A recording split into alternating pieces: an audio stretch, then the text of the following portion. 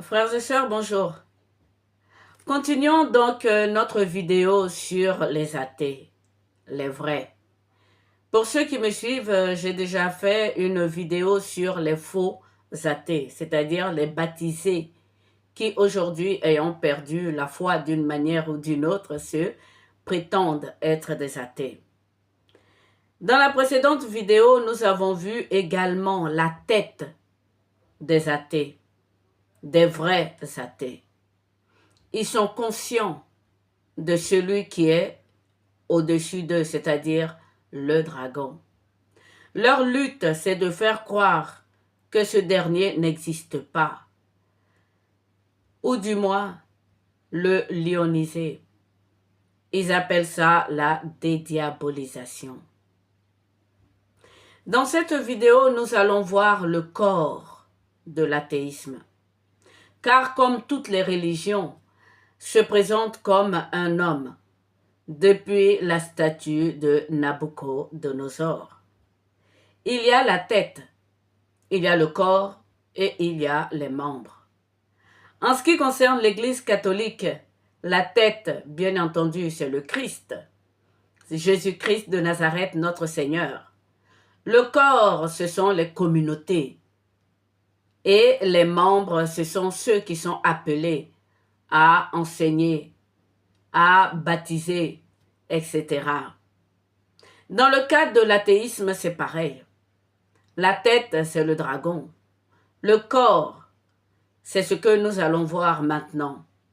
Quant aux membres, nous en avons parlé, ce sont ces faux évangiles qui font leur apparition. J'ai intitulé cette vidéo « Où est leur Dieu ?» Car c'est de ça qu'il s'agit, frères et sœurs. Les athées savent très bien que notre Dieu, c'est Jésus-Christ de Nazareth, le Fils du Dieu vivant. Ils connaissent également leur propre Dieu, c'est-à-dire le dragon. Le corps de l'athéisme fait tout son possible pour que le corps du christianisme soit complètement dérouté. Où est leur Dieu? Et pourtant nous ne leur demandons jamais l'existence de leur Dieu. Dans la précédente vidéo, j'ai dit que le fait que nous ne parvenons pas à démontrer l'existence de notre Dieu, qui par définition est invisible aux yeux de l'homme, aucun homme ne peut voir le vrai Dieu sans mourir. Souvenez-vous de ce qu'il a dit à Moïse sur le mont Sinaï. Outre le fait que nous ne pouvions pas démontrer l'existence de notre Dieu, nous avons la foi. Et c'est cette foi qu'ils combattent. Et non notre Dieu. Car ils savent que notre Dieu est leur Dieu. Il n'y a pas de combat. Ce que je suis en train de dire ici, c'est que le combat des têtes est déjà remporté. Nous sommes dans le combat des corps. Leur tête, leur Dieu, le dragon, a chuté. Il est dans ce monde pour très peu de temps. Étant donné donc que nous ne pouvions pas démontrer l'existence de notre Dieu, et que eux, par opposition, cherchent à cacher leur propre Dieu par la dédiabolisation. Frères et sœurs, ils ont entrepris pour cette première partie de ma vidéo de créer de nouveaux évangiles. C'est assez futé, n'est-ce pas? Les évangiles canoniques sont appelés évangiles de Jésus-Christ. Qui, selon vous, frères et sœurs, appelle ces écrits apocryphes des évangiles? L'évangile de Thomas, l'évangile de Marie-Madeleine, l'évangile de Philippe, etc. Lorsque vous écoutez attentivement les enseignements de vos pasteurs, Il y a beaucoup d'entre eux qui ont pris des références dans ces livres apocryphes que eux-mêmes considèrent comme des évangiles. Alors qu'il y a eu auparavant des écrits comme celui de Enoch, l'on ne dit pas évangile de Enoch, parce qu'ils savent bien que Enoch était avant le Christ et que toutes ces personnes faisaient partie des apôtres de notre Seigneur Jésus-Christ. Frères et sœurs, les athées ont donc décidé d'appeler ces écrits apocryphes des évangiles. Revenons aux écrits canoniques. Personne ne dit évangile de Matthieu. Personne ne dit évangile de Jean. Qui d'entre vous dit évangile de Marc ou évangile de Luc? Nous disons, nous les chrétiens, et même ceux qui ne sont pas chrétiens, lorsqu'ils citent les versets de la Bible, disent « Évangile de Jésus-Christ selon Matthieu ». Évangile de Jésus-Christ selon Luc, selon Marc, selon Jean. Et même les apôtres, Pierre, Jean et Jacques, qui ont leur écrit dans les livres canoniques, on ne les appelle pas les évangiles. On ne dit pas évangile de Pierre. On ne dit pas non plus évangile de Jacques, ni évangile de Jean. On dit épître de Pierre, épître de Saint Jacques ou épître de Jean. Quant à notre apôtre à nous, c'est-à-dire Saint Paul, Saul de Tarse, on dit ses écrits. Lettre de Saint Paul à Tite, lettre de Saint Paul à Timothée, lettre de Saint Paul aux Corinthiens ou épître de Saint Paul aux Corinthiens. Pourquoi ne disons-nous pas évangile de Saul, évangile de Paul? Ça, frères et sœurs, c'était la première lutte des athées. Ces évangiles, pourtant, je veux parler de l'évangile de Thomas, de l'évangile de Marie-Madeleine. Moi, je suis catholique et vous savez que nous aimons beaucoup Marie-Madeleine. Tous ces évangiles apocryphes ne sont pas des évangiles de bonnes nouvelles, frères et sœurs, puisque ces évangiles, pour la plupart, celui de Thomas rapporte à un château intérieur. Il n'y a pas d'espérance, ni de résurrection. Ça parle d'un château intérieur, d'un Dieu intérieur. Si cet évangile de Thomas est vrai, dans ce cas, pourquoi le Christ est venu mourir sur la croix?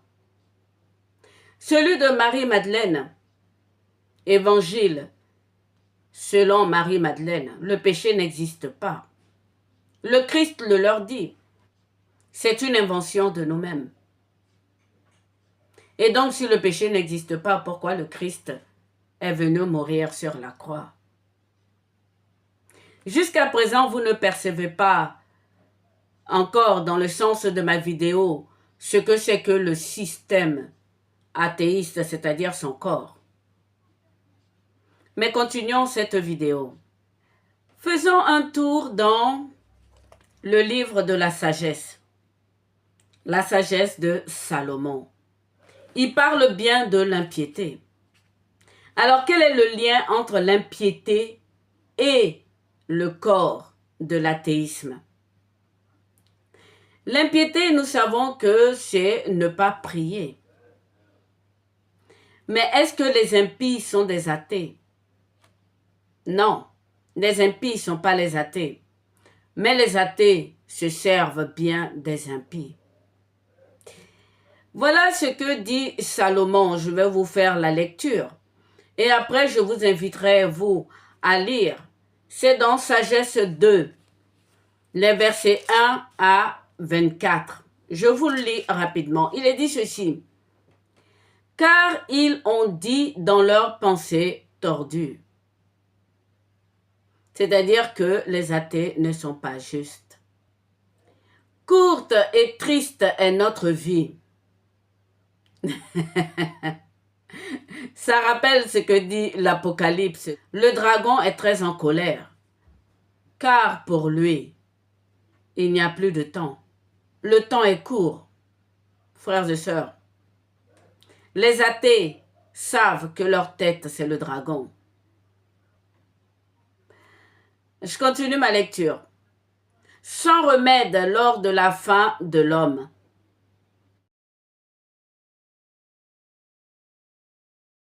Il n'a pas de remède, le dragon.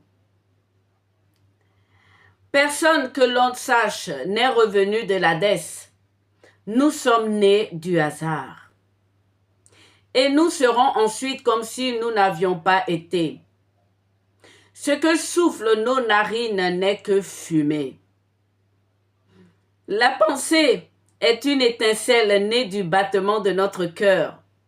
Quand elle s'éteindra, le corps partira en cendres et le souffle s'évanouira tel l'air inconscient. Notre nom tombera dans l'oubli du temps. Nul ne se souviendra de nos actes. Le dragon, ce qu'il veut, c'est prendre la place de Dieu. Nous savons que Dieu est éternel. Verset 9. Qu'aucune prairie ne soit privée de nos excès. Le gaspillage, la destruction. Partout laissons des signes de la fête, car voilà notre part et voilà notre lot. Nous, les chrétiens, nous savons que notre part n'est pas dans ce monde, que notre héritage est à venir. Mais eux, ils pensent que leur héritage, c'est ce monde. Opprimons celui qui est pauvre et juste. N'épargnons pas les veuves. Soyons sans respect pour la blancheur des cheveux du vieillard. Que notre force tienne lieu de loi à la justice, car ce qui est faible se révèle inutile. C'est la pensée du dragon. Il ne comprend pas pourquoi Dieu aime les humains, pourquoi Dieu aime les petits. Frères et sœurs, sur la croix, le Christ a dit, mon Dieu, pourquoi m'as-tu abandonné? Eux-mêmes ils enseignent qu'il était tellement chargé de nos péchés que Dieu lui a tourné le dos. Alors comment expliquez-vous qu'aujourd'hui Dieu, le Christ, le Maître, lui-même, fait tous ces miracles? Dans leur enseignement, vous n'allez jamais entendre parler de suivre le Christ, les traces du Christ. La parole déclare pourtant, Dieu va configurer tous ses élus à l'image de son Fils. Et Jésus-Christ disait, je n'ai même pas un endroit où poser ma tête. Les athées sont très forts, croyez-moi. Le dragon, avec sa queue, balaie les étoiles du ciel. Et ces étoiles, ce sont les fils de Dieu, les enfants de Dieu. Dieu a dit à Abraham, compte les étoiles. Ce sont les enfants que tu auras, la descendance que je te donne. Et grâce à la malice des athées, le dragon avec sa queue balaie toutes ces étoiles pour les faire tomber dans l'impiété ou dans la fausse piété. Le mystère de la piété, frères et sœurs, est grand. Selon saint Paul, il faut absolument savoir et connaître que la vraie piété, c'est d'avoir la foi. La vraie piété, c'est de croire en l'espérance d'une vie ailleurs. La vraie question que moi je me pose, c'est que pourquoi est-ce qu'ils ont perdu l'espérance? Nous, qui sommes petits, pauvres, faibles, nous leur disons, recevez le baptême, croyez en Dieu, revenez dans l'église, répentez-vous. Pourquoi ne se répandent-ils pas? Ils ont peur du dragon et ils sont charnels. Ce monde leur appartient. Pourquoi est-ce qu'ils n'arrivent pas à se repentir? Comment? Tu te mets à genoux, tu es seul dans ta chambre, personne ne te voit, tu fermes la porte, tu es seul dans ton cœur, tu te répands sincèrement à Dieu. C'est ce que nous leur prêchons. Nous les faibles, les pauvres et les gens inutiles. Pour eux, nous sommes inutiles. Et pourtant, nous leur prêchons la repentance. Je continue. Il déclare connaître Dieu, verset 11, et se dit enfant du Seigneur. Il est devenu accusateur pour nos pensées, sa seule vue nous pèse. Sa vie n'est pas conforme à celle des autres, étranges sont ses chemins. Il nous estime choses frelatées, l'espérance, les choses à venir. Examinons quelle sera sa fin. Si le juste est le Fils de Dieu, celui-ci l'assistera, le délivrera de ses adversaires. Éprouvons-le en lui infligeant sévices et tortures, afin d'apprécier sa douceur, de mesurer son endurance. Condamnons-le à une mort infâme, puisque comme il le dit, pour lui il y a une visite, c'est-à-dire une espérance. Ainsi ont-ils pensé dans leur égarement, car le mal les aveugle. Pour cette deuxième partie, frères et sœurs, je voulais vous montrer le jeu pervers des athées. Connaissant leur tête, c'est-à-dire le dragon, ils le cachent subtilement en le lionisant. Et ils se servent des enfants de Dieu qu'ils détournent de la piété en Dieu pour faire d'eux des impies. Et ce sont ces impies-là qui forment le corps de l'athéisme. Voilà ce que nous avons dans le livre de Job. Souvenez-vous, moi je suis toujours dans les trois justes de Dieu. Dans le livre de Job, nous savons que Dieu trouve Job juste. Il y avait dans le pays d'Uth un homme qui s'appelait Job, et cet homme était intègre, droit. Il craignait Dieu et se détournant du mal.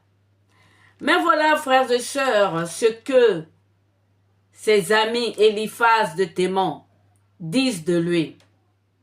Lorsque cet homme a été frappé par Dieu lui-même. Vous allez me dire, mais c'est Satan qui l'a demandé, mais Dieu l'a fait. Ils disent de cet homme qui parlait avec un cœur droit à Dieu. Toi, tu détruis même la crainte de Dieu. Tu supprimes tout mouvement de piété devant Dieu.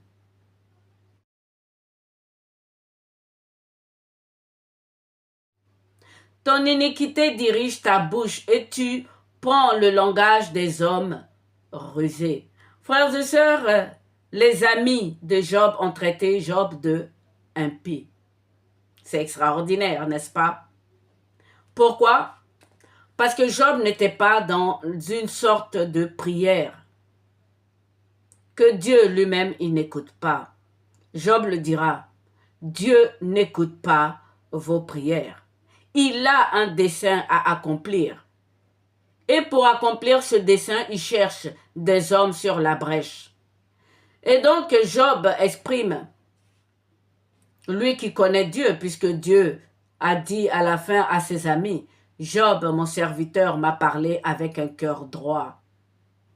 Lorsque vous vous levez pour dire que Dieu a frappé Job, ils vont se lever pour dire non, Dieu n'a pas frappé Job, c'est Satan. Satan ne peut rien. Je ne vais pas ouvrir ici une parenthèse sur le fait que je dis aucun homme n'est sataniste. Mais continuons cette vidéo. Comment un homme comme Job peut être traité d'impie? Tout simplement parce que la piété n'est pas connue. La piété n'est pas comprise. Voilà ce que notre Seigneur Jésus-Christ nous dit. Mon royaume n'est pas de ce monde. je ne suis pas de ce monde. Si j'étais de ce monde, j'allais faire venir mes soldats, mes défenseurs. Ils allaient venir combattre pour moi. Notre royaume, ceux qui sont enfants de Dieu, notre royaume n'est pas de ce monde. Et ça, vous ne l'entendez pas dans toutes leurs vidéos. Ils vous enseignent ce dont ils ont besoin eux-mêmes pour faire leur fortune. Et donc ça plaît énormément aux athées. Ce que je veux dire par là, c'est que les athées se servent même des hommes de Dieu pour transgresser l'évangile, la bonne nouvelle. Avant d'aller plus loin, souvenez-vous de ce que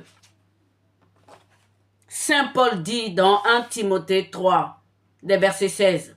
Il dit ceci, « Sans contredit, le mystère de la piété est grand. » Jésus-Christ nous dit, Dieu est dans le secret. Qu'est-ce que Paul veut dire par là, que le mystère de la piété est grand? D'abord, nous ne pouvons pas démontrer Dieu. Nous prions parce que nous espérons que Dieu nous écoute. Est-ce que cela est la peine de faire les prières que vous entendez? Ça, c'est le jeu des athées. Et croyez-moi, les impies, ceux que vous pensez qui sont impies, ne sont pas impies. Le Seigneur Jésus-Christ a dit, ne priez pas comme les... Eh oui. Frères et sœurs, il est juste de se poser la question ce que c'est que la piété. La véritable piété, c'est-à-dire le lien avec le Christ.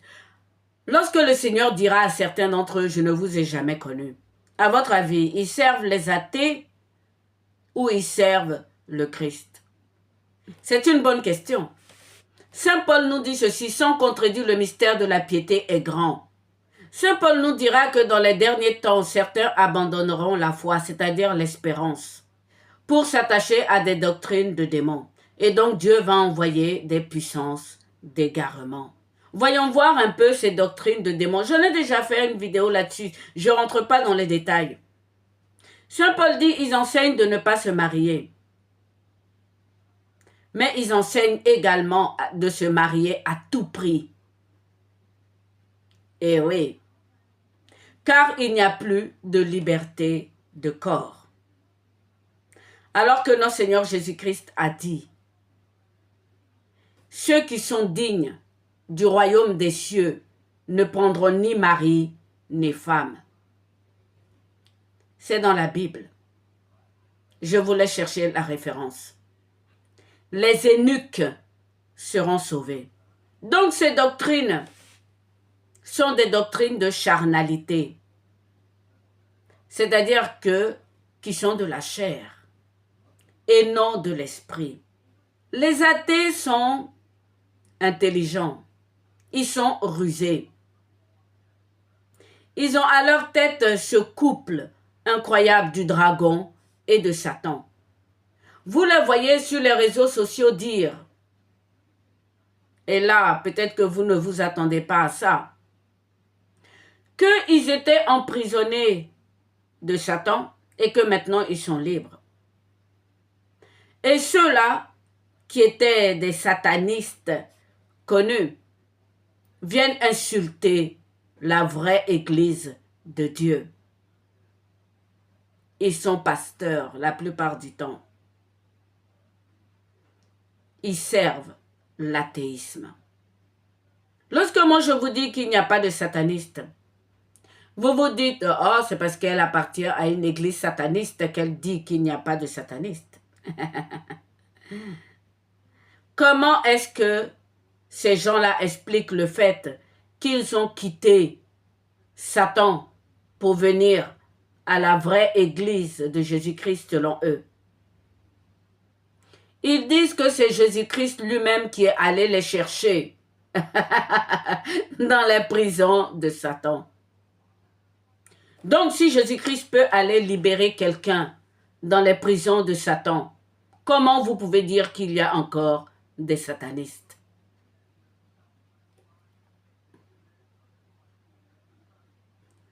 Saint Paul dit ceci aux Corinthiens. Par un homme qui péchait, qui couchait avec la femme de son père. Donnez-lui à Satan pour que sa chair soit détruite et que son esprit soit sauvé. Je vous laisse trouver la référence dans la Bible. Et oui, ce que vous oubliez, c'est que ce monde a chuté par un seul homme, Adam. Il a péché, tout le monde entier est tombé. Toute la création, avec ceux qui ont fait cela. Et donc, c'est eux qui sont dans ce monde. Nous sommes tous en prison. S'il y a un sataniste, tout le monde est sataniste. C'est ça le péché. Et donc, le Seigneur Jésus-Christ est venu pour acheter tout le monde. Un seul a péché, toute la création a chuté, un seul a obéi, tous les hommes sont sauvés. Et donc, dans ce monde de ténèbres dans lequel nous sommes, ce n'est pas le soleil qui est la lumière. C'est Jésus-Christ qui est la lumière. Et donc, lorsque je vous dis qu'il n'y a pas de satanistes, c'est d'ailleurs que tous les baptisés, tous les hommes sont rachetés, sauf les athées. Comme je vous le disais à l'introduction, ils savent qui est leur tête. Et leurs corps sont remplis des enfants de Dieu. Et c'est cela l'impiété. Même ceux-mêmes qui prient tous les jours sont des impies devant Dieu. Et oui, c'est que l'athéisme est très dangereux. Ils savent bien que Dieu ne va pas nous délivrer de leurs mains. Ils savent bien que nous sommes condamnés à une mort infâme jusqu'au bout. Et ceux à qui ils font croire qu'ils prient et qu'ils reçoivent beaucoup de choses de Dieu, Jésus-Christ dira, je ne vous connais pas. Qui fait tous leurs miracles qu'ils ont, frères et sœurs? Saint Paul en parle. L'homme impie qui va arriver, c'est un enfant de Dieu. Et ça, ce sont les athées qui l'ont transformé par leur malice. Souvenez-vous que le dragon est très malin. Donc Saint Paul nous dit que cet impie fera son apparition avec des miracles, des prodiges mensongers. Si vraiment des satanistes existaient, qui peut vous arracher des mains de Satan? Jésus-Christ le dira, les enfants des ténèbres sont plus malins, sont plus organisés, plus rusés entre eux que les enfants de la lumière. Aujourd'hui, personne ne sait qui sont les athées. Ils sont mélangés avec les enfants de Dieu qu'ils ont transformés en impies patentés. Et donc cela, du coup, c'est seulement à la fin, lors du jugement, que nous saurons qui est athée et qui ne l'est pas. Pour conclure cette vidéo, je vous poserai la question de savoir qu'est-ce que c'est que l'apostasie. Comment est-ce que moi je définis l'apostasie, frères et sœurs? Apostasie après les apôtres. Eh oui. Après les apôtres. Une fois que tous les apôtres sont partis, nous sommes dans les temps de l'apostasie. Et oui, parce que tous les 12 apôtres sont morts. Même ceux à qui on donne des évangiles comme Thomas, comme Marie-Madeleine, comme Philippe, etc., ils sont tous partis. Lorsque je dis mort, je veux dire en notre entendement, mais ils sont au ciel et ils nous regardent. L'apostasie a commencé dès que le dernier apôtre a rejoint le Christ. Donc nous sommes dans les temps de l'apostasie. Saint Paul dira que l'homme impie était déjà là. que ce qui le retient, c'est seulement le Christ. Donc ça fait près de 2000 ans que nous sommes dans le temps de l'apostasie. L'apostasie qui rejette les communautés et surtout l'Église catholique. Dans cette vidéo, ce que je voudrais vous faire comprendre, c'est que la piété, c'est tout simplement avoir la foi. Et la foi, c'est croire en ce que nous ne voyons pas. C'est-à-dire l'espérance. C'est-à-dire que nous, les enfants de Dieu, nous vivons d'espérance. Alors évidemment, il y a des miracles pour accompagner les baptêmes. Mais il y a miracle et miracle. Les autres miracles et signes, frères et sœurs, sont simplement de la charnalité. C'est-à-dire ce sont des serviteurs de tout ce qui est charnel et non de ce qui est spirituel. Pour cette vidéo, je vais m'arrêter là, frères et sœurs. Donc, j'ai fait un triptyque sur l'athéisme. J'ai parlé des faux athées, c'est-à-dire ceux qui sont enfants de Dieu. Lorsque nous sommes baptisés, nous sommes morts à ce monde. Voilà pourquoi je demande aux autres États, aux autres nations de recevoir massivement le baptême d'eau. Deuxième, nous avons vu la tête de l'athéisme, c'est-à-dire le dragon, doublé de Satan, et qui luttent, eux les athées, pour cacher cette tête. Ils sont conscients que c'est le dragon qui est au-dessus de leur tête. Ils sont conscients que c'est Satan qui est au-dessus de leur tête. Ils font tout pour dédiaboliser leur tête. Ils font tout pour le lioniser. Et dans leur corps, ils font perdre beaucoup d'enfants de Dieu dans des fausses piétés. La fausse piété est très dangereuse. Ils s'enrichissent. Ils font des miracles charnels avec cette fausse piété. Le dragon et Satan et les démons connaissent la Bible plus que vous et moi. Lequel d'entre nous a 100 ans? Ce n'est pas parce que Saint Paul a dit des doctrines de démons qu'il a cité 3 choses que les démons ne vont pas trouver une parade pour faire le contraire. Si vous voyez ce que je veux dire. Je termine cette vidéo avec donc cette parole de l'Apocalypse. Avec sa queue, le dragon a fait tomber beaucoup d'enfants de Dieu.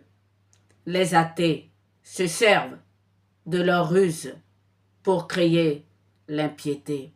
Ceux que vous croyez qui prient, je ne suis pas sûre que Dieu écoute leurs prières. Que Dieu vous bénisse.